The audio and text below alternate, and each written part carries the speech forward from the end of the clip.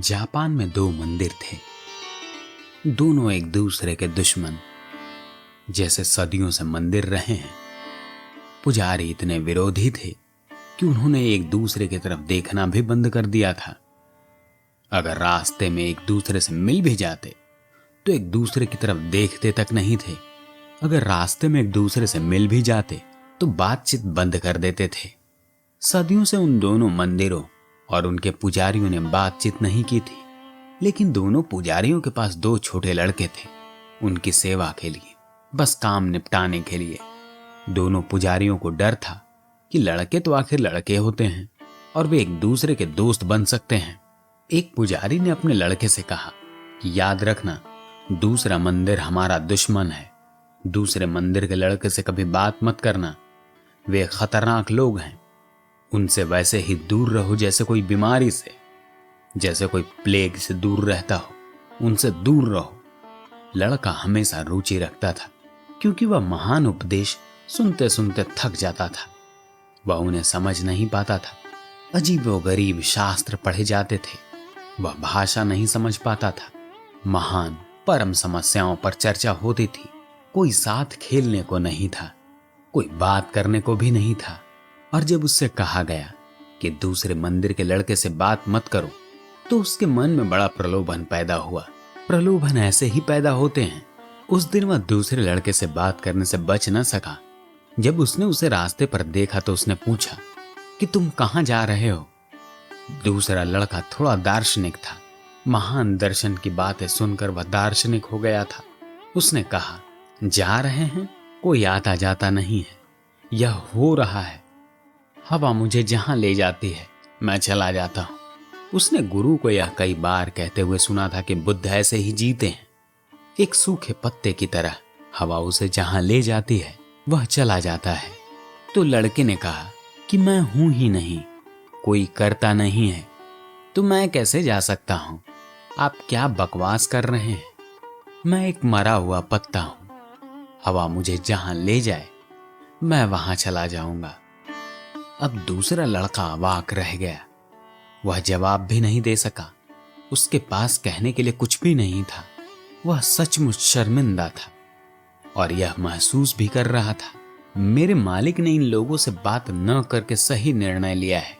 ये बड़े खतरनाक लोग मालूम होते हैं। यह कैसी बातचीत है? मैंने एक साधारण सा सवाल पूछा था कि आप कहां जा रहे हो? दरअसल मुझे पहले से ही पता था कि वह कहां जा रहा है, क्योंकि हम दोनों बाजार में सब्जियां खरीदने जा रहे थे। एक साधारण सा जवाब होता तो हो जाता। वह वापस गया, अपने गुरु से कहा कि मुझे माफ करना, क्षमा करें, आपने मुझे मना किया था, मैंने आपकी बात नहीं मानी। वास्तव में आपके निषेध के कारण ही मैं प्रलोभन में आ गया था। यह पहली बार है जब मैंने उन खतरनाक लोगों से बात की। मैं बस एक साधारण सा प्रश्न पूछा कि तुम कहां जा रहे हो? वह अजीब बातें कहने लगा, न जाना है न आना है, कौन आता है कौन जाता है, मैं पूर्ण शून्य हूं। वह कह रहा था कि बस हवा में एक सूखा पत्ता और हवा मुझे जहां ले जाए मैं वहां चला जाऊं। गुरु ने कहा कि मैंने तुमसे पहले ही कहा था, अब कल उसी जगह खड़े रहो और जब वह आए तो उससे फिर से पूछो कि तुम कहां जा रहे हो। और जब वह यह बातें कहे तो तुम बस कह दो कि यह सच है, हां तुम एक सूखा पत्ता हो, मैं भी हूं। लेकिन जब हवा नहीं चल रही हो तो तुम कहां जा रहे हो? फिर तुम कहां जा सकते हो? बस इतना कह दो और यह उसे शर्मिंदा कर देगा और उसे शर्मिंदा होना ही होगा, उसे पराजित होना ही होगा।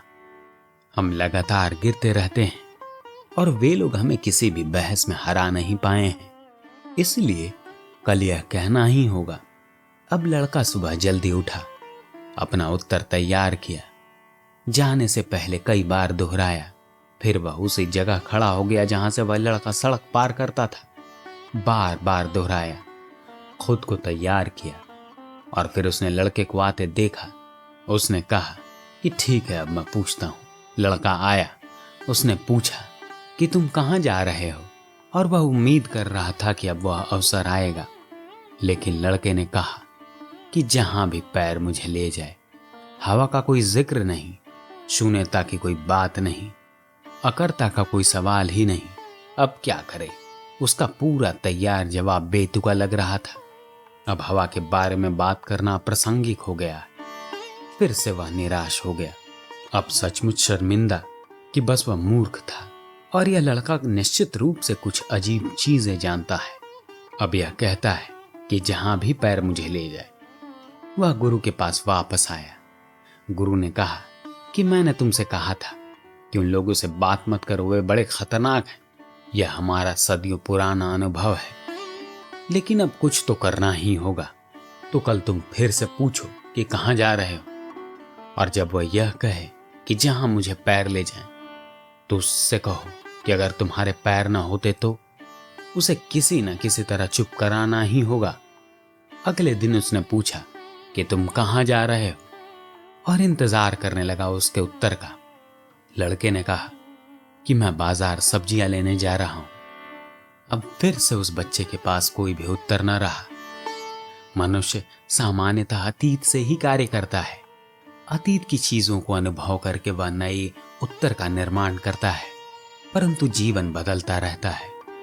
हर दिन एक नया सवाल और एक नया जवाब होता है। मनुष्य सामान्यतः अतीत से ही कार्य करता है, परंतु जीवन जो है बदलता रहता है। आशा करता हूं कि विचार पसंद आया होगा। अगर विचार पसंद आया हो तो चैनल को सब्सक्राइब करना ना भूलें। धन्यवाद।